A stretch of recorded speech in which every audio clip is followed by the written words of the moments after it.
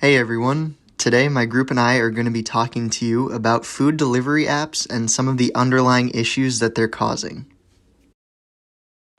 I'm sure most of you are familiar with these four companies. DoorDash, Uber Eats, Postmates, and Grubhub are the four most used food delivery apps in the United States. Although each app slightly differs in ways like selection of restaurants and pricing, their business models are incredibly similar. Before we get into it, we're going to watch a quick video to help provide some context to what exactly is going on. Delivery is picking up steam in the United States. Analysts project a steady increase in the share of delivery sales at restaurants over the next several years. But what's convenient for customers might not be best for the restaurants. Part of the challenge is the cost of working with third-party apps, which analysts say will be servicing many of these orders. But this trend is hitting a nerve in the restaurant business. These bar charts can help explain why. This analysis compares meal prices for cost for in-store service and delivery by a third-party app.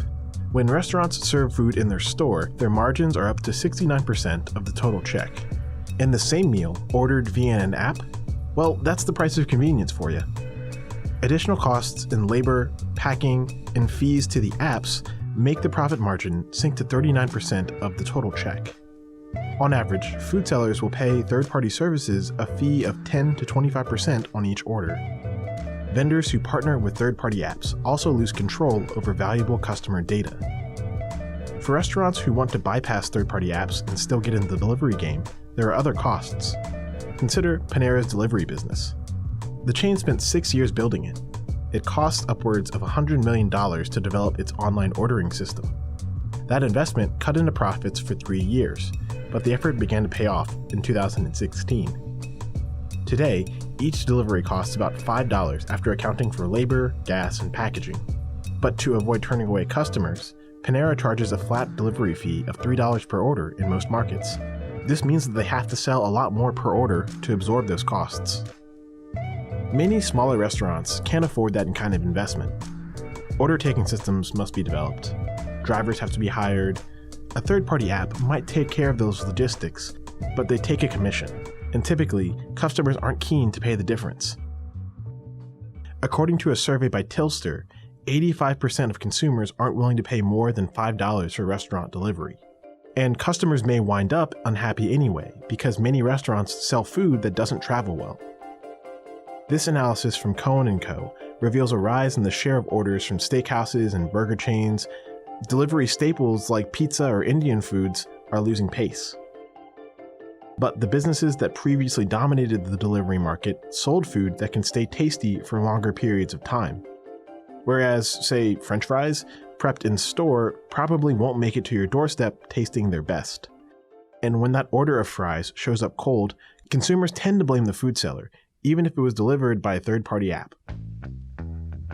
Despite the shortcomings, the rise of delivery seems inevitable. Though the field is crowded, third-party delivery platforms are expected to rise in value over the next few years, which means that, like it or not, many urban restaurants may soon have to embrace a brave new world of food delivery.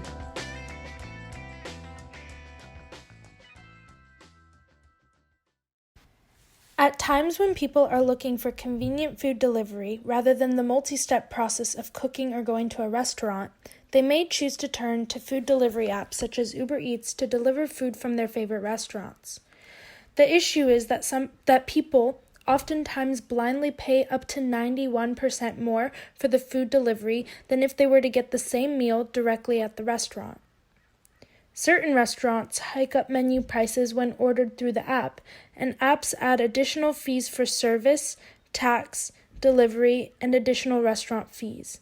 These additional fees go unnoticed when they are crammed into a single line on the bill. Another concern is the food delivery time may be longer than promised, and food delivered may often be cold by the time of arrival.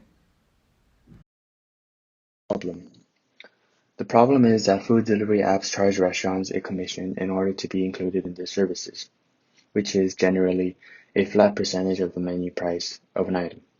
Because of this, smaller restaurants lose out on a large portion of their profit, as food service profit margins are already slim, leaving them not paid.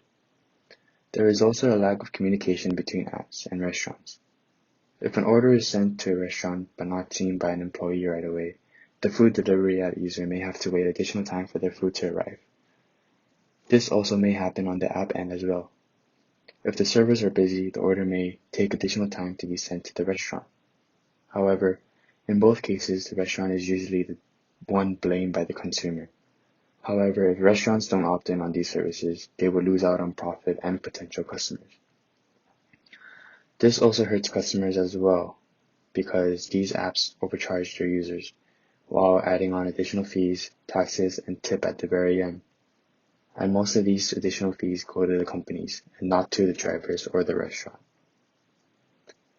The drivers are also underpaid, just like the app-based rideshare drivers are, and they are often undertipped for various reasons, most of which are out of their control.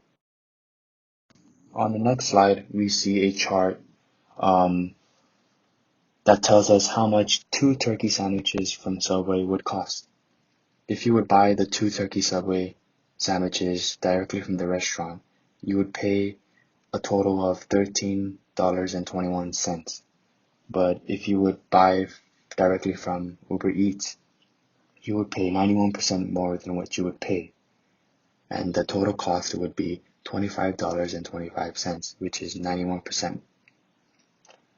And Uber Eats bills were high across the board, which came out to be very surprising because it offers practically the same type of service as any other delivery apps such as DoorDash, Postmates, or even Grubhub.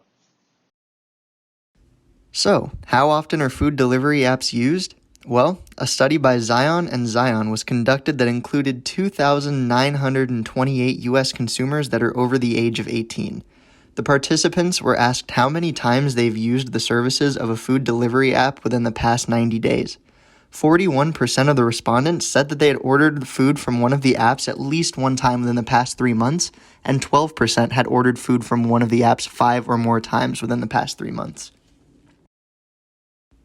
However, things start to get very interesting when we take a look at the income brackets of the respondents. Each bar on the graph shows the percentage of the respondents for each income bracket that have ordered food from a food delivery app within the past 3 months. We can see that the data is skewed right until it reaches the $175,000 or more yearly income brackets. This means that people with lower incomes tend to have the highest usage of food delivery apps, with the highest usage group being those with a yearly income of less than $10,000. Even more surprising is the fact that over half of the respondents with a yearly income of less than $10,000 have used the services of a food delivery app within the past 3 months. And now, we're going to dive into the viewpoints of each of the 3 ethical frameworks for this case. The first one that we're going to be looking at is utilitarianism. Utilitarianism sees little to nothing wrong with this case. It says that we are all machines that seek pleasure, and in this case, the food delivery app companies are trying to squeeze out as much profit as possible from their users. Despite a large portion of their profit coming from people with income on the lower end of the spectrum, it doesn't matter because the ends, which is maximizing profit, justify those means of overcharging customers and hurting restaurants and drivers. Restaurants are still willing to opt into these services, and consumers are willing to pay the high prices, while drivers are still willing to work for these companies, so the status quo of our commercial society remains stable. From a deontological perspective, an action is considered morally good because of the character of the act itself, not because of its outcome. Additionally, it is concerned with acting not based on innate desire, but rather in accordance to innate, rational moral principles. Food delivery apps can be criticized from a deontological perspective because their dishonesty and lack of transparency when the bill is generated. Customers are charged extra fees without clear explanation of why each individual fee is charged.